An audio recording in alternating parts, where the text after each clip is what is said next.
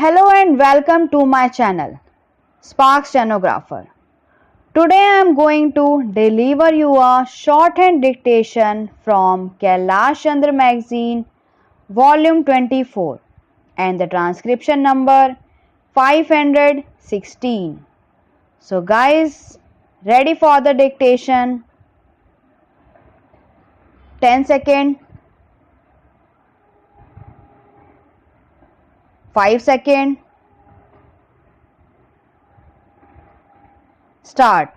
Sir, the Honorable Minister read out the whole list of schemes which the government had been introducing, like the rural work scheme, crash programs, 500,000 jobs scheme and the whole plethora of schemes, but he has deliberately concealed the most important thing, namely, despite all these efforts by the government, unemployment and has been continuously rising ever since the first 5-year plan.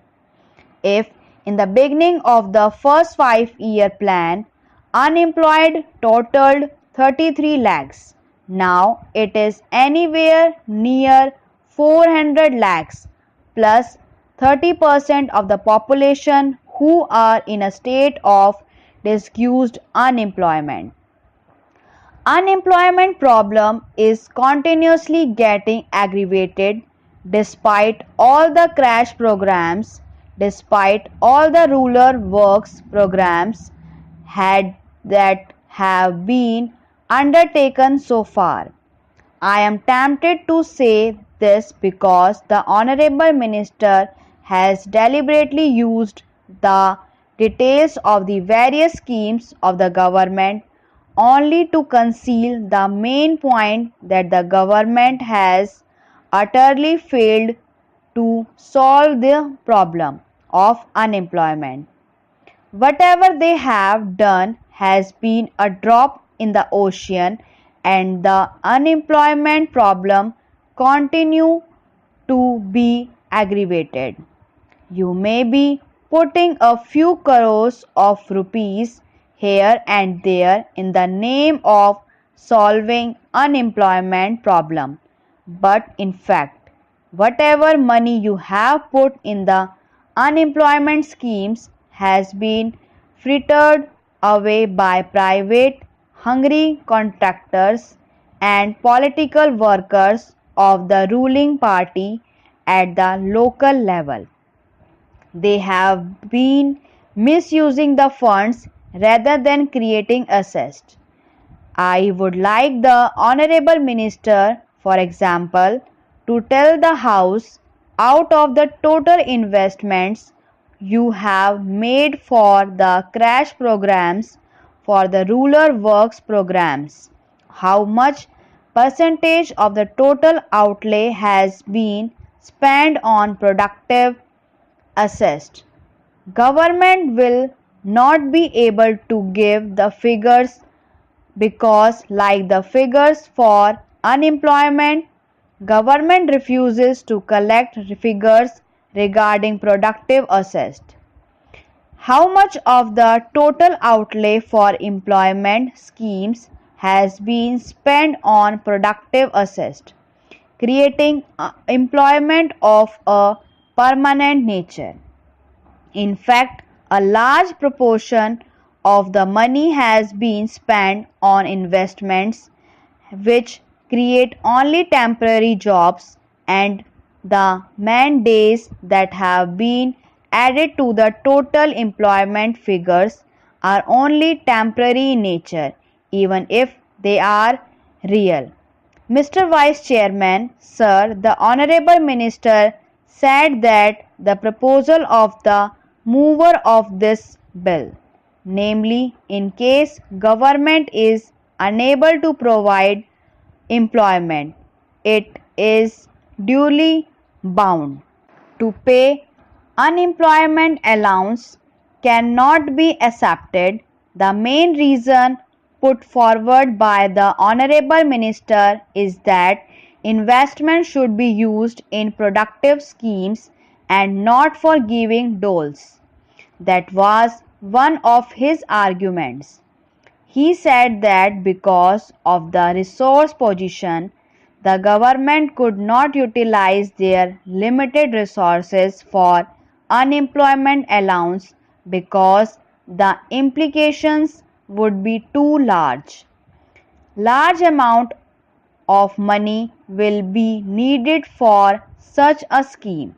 He also said in his characteristic fashion that if unemployment allowance is given, it will add to the inflationary pressure.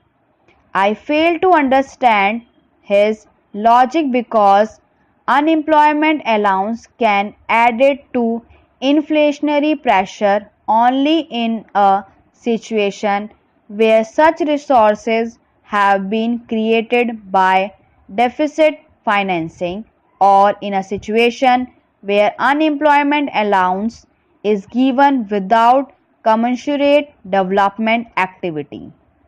It is true that in a period of inflation, in a period of economic stagnation, as we are having today, any disbursement of money from deficit financing will add to inflation. The mover of the motion or anybody else did not depend such an allowance to be distributed. We demand that while the economic crisis should be solved by changing the economic policy of the government is duty bound to give unemployment allowance in case of government fails to provide gainful employment to the public people, particularly the working people.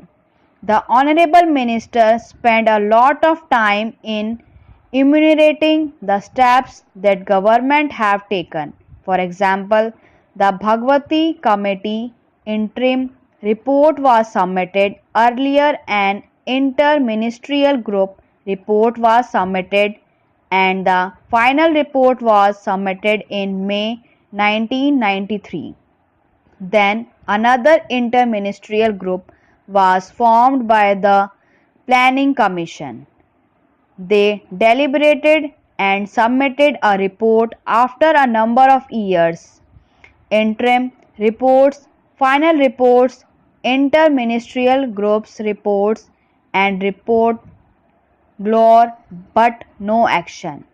Why is that despite that Dhatwala Committee's recommendations? Concrete figures have not been collected regarding unemployment because the government knows that if the practice of making estimate of our unemployment which was there till the end of the third plan was continued, people would rise in revolt because this government is incapable of providing gainful employment. Plan after plan, year after year, the additional labor force coming to the labor market has been much larger than the additional employment generated by all the crash programs and special programs taken together. Let the minister have the courage to contradict me. Is the minister prepared to assert that the new jobs created every year are equal to or more than the additional labor force? He would not be able